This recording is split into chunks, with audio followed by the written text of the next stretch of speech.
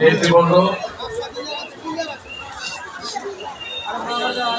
আজকে এখানে উপস্থিত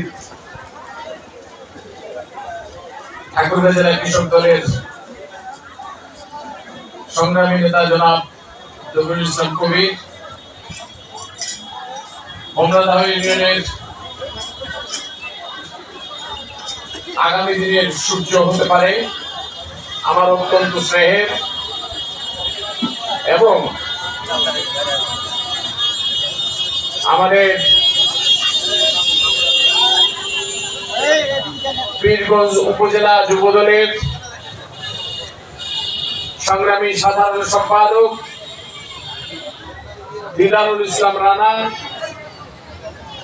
আমাদের রাতুর বিএনপির সংগ্রামী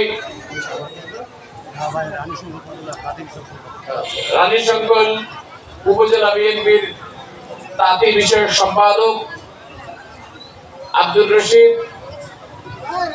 রবিউল ইসলাম,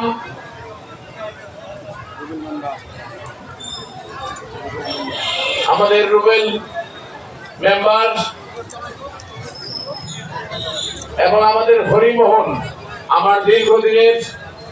অত্যন্ত কাছের ছোট ভাই এবং এই অঞ্চলের সকল